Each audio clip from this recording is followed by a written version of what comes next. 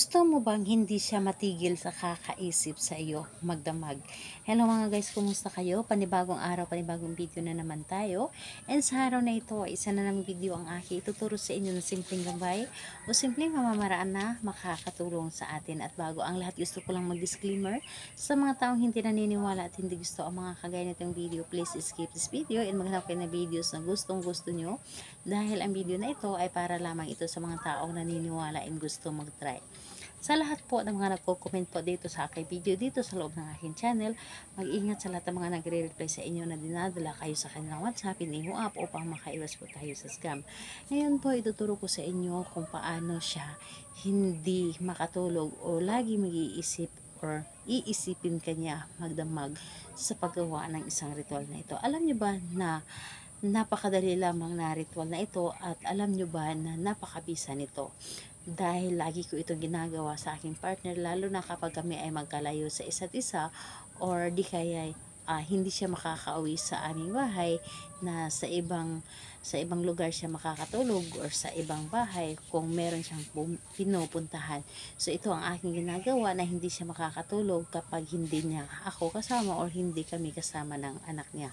So ayun po, ito ang aking ginagawa, and ang ating kailangan lamang natin na gamitin dito, kailangan maghanda dito ng isang maliit na pirasong papel, kailangan natin dito ng panulat, kailangan mo rin dito ng inyong paboritong pabango. Dapat po yung pabango po ay sa inyo po ito dapat, na hindi mo lamang ito dapat, hindi rin personal na gamit po ninyo.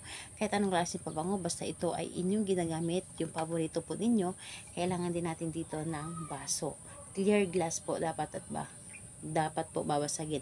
So ayun po, ito lamang ang dapat nating ihanda. So kapag handa na yung ating mga kailangan, so kailangan mo lamang din dito i-claim sa iyong sarili na gustong gusto mo itong gawin. Kailangan na hindi ka nagdududa sa isang ritual.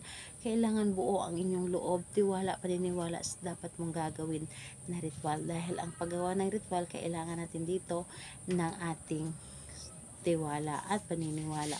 So dapat positive kang tao at hindi ka magiging negative kapag gumawa ka nito. So ayun po, kapag ready ka na, pwede mo na itong gagawin. So ang gagawin mo lamang dito is napakadali at napakasimple lamang. Dito sa isang papel, isulat mo dito ng isang beses lamang ang kanyang pangalan ng inyong target. At kung naisulat nyo na dito ang pangalan ng inyong target, kunin ninyo ang inyong pabango, sprayhan nyo lamang ito ng isang spray at ipahid po.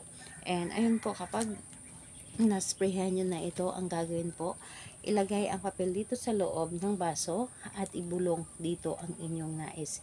Ibulong ninyo dito ang inyong nais, halimbawa na lamang sa pamamagitan dito, ikaw, pangalan, apelyido ng inyong target, hindi ka makakatulog sa kakaisip sa akin magdamag. Ako lamang ang lagi mong iisipin, ako lamang ang laging laman ng inyong puso. Gusto mo ako makasama, ako lamang ang imamahalin. Magiging sweet ka palagi sa akin. Lahat na gusto mong sabihin mo na dito, ibulong mo dito na kailangan ay maganda ang inyong mga sinasabi, or di kaya nanggagaling po talaga sa inyong puso ang inyong mga sinasabi. Yung tipong hindi lang siya basta-basta na inyong sinasambit, kundi nanggagaling talaga sa inyong puso.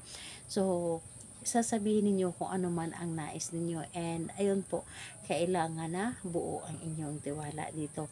And ayun, pagkatapos mo ibulong dito lahat ng inyong mga sinasabi, itaob mo lamang ang basong ito sa iyong palad, at pagkatapos nun, ilagay ninyo ito doon sa mesa, or di kaya sa ibabaw ng inyong cabinet, or di kaya Durabox, ilagay nyo po ito doon, inhayaan po ninyo ito, hayaan ninyo, at magugulat na lang kayo na ang partner ninyo or ang target ninyo ay agad na tumawag sa inyo at sasabihin na hindi siya makakatulog, at talagang ipaparamdam niyo sa inyo kung gaano kanya kamis. So ayun, gawin na ito sa kahit anong araw at oras, pwede po, napakabisa nito. Salamat po sa inyo. Bye bye everyone. God bless us all.